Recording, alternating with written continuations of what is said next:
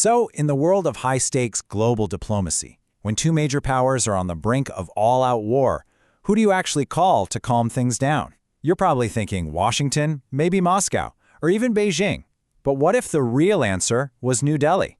Today, we're going to unpack the very surprising case for India as a potential peacemaker in West Asia. Okay, let's just stop and think about this for a second. This isn't just some random opinion piece. This is a direct quote from the UAE's ambassador to India. It's an absolutely massive claim that one leader with one single phone call could stop a war involving Israel, Iran, and even the United States. A statement that bold? Well, we just have to dig into it. And that's the big question, right? Really? Could India, a country with its own complicated neighborhood, its own challenges, actually hold the key to peace in West Asia? Before we can even start to answer that, we need to get a handle on the conflict everyone's talking about. So let's hit rewind. This crisis didn't just pop up out of nowhere. It was a short, brutal, and incredibly fast-moving war that pushed the entire region to the edge and completely changed the game. It all kicked off on June 13, 2025. Israel launched something called Operation Rising Lion, which was a major air attack on Iran's nuclear program. Iran's response? It was immediate and it was huge. We're talking a barrage of over 550 missiles and 1,000 drones. Then things escalated like crazy when the US jumped in with Operation Midnight Hammer, directly bombing Iranian facilities. And then, almost as fast as it started, a ceasefire was put together. After just 12 days, the fighting stopped. But the tension, well, that was higher than ever. And this is exactly where India comes into the picture. See, its potential as a mediator comes from this really unique and, frankly, very delicate diplomatic position it's in. It has managed to keep strong, active relationships with both sides of this fight.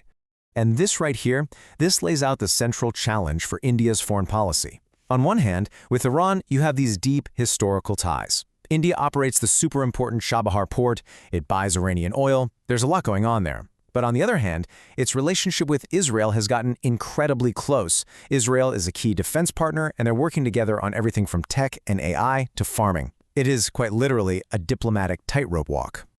But, being friends with everyone is a lot harder than it sounds. This quote from an Iranian diplomat in New Delhi really throws a wrench in the whole idea. From Tehran's point of view, India can't be a neutral party until it picks a side, their side. And that just highlights the core problem. How can you be seen as a fair referee when one of the teams is demanding you penalize the other one first? And here's the thing. Iran's suspicion isn't just coming out of nowhere. While India talks about maintaining its balance, a lot of its recent actions, especially with Israel, seem to show a pretty clear strategic tilt. The critical piece of information here is the timing. Just before this war broke out, India and Israel upgraded their relationship to what they called a special strategic partnership.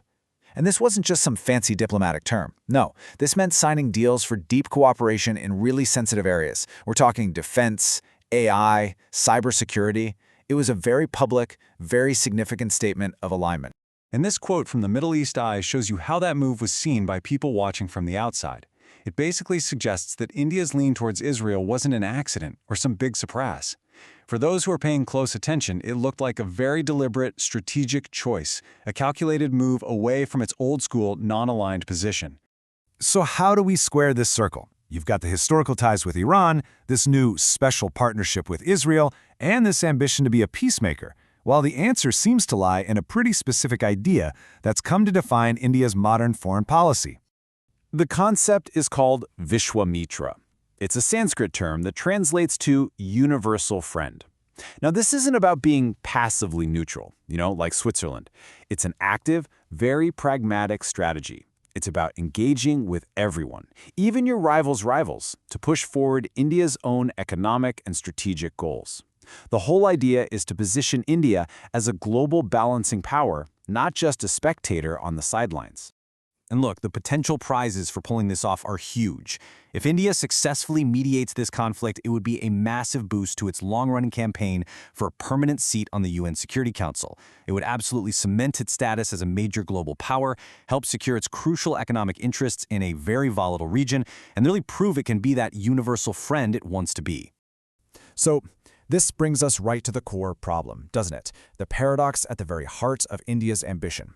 When you put all the pieces together, the conflicting friendships, the strategic calculations, this whole Vishwamitra idea, It all leads to one final, really critical question. In a world that seems to be breaking down more and more into hard alliances and you're either with us or against us camps, is it actually possible for a universal friend to be an effective peacemaker? Or does trying to be everything to everyone mean that in a crisis, you can't be the one thing that's needed most, a truly trusted, impartial mediator? I mean, that's the paradox India has to figure out on the world stage.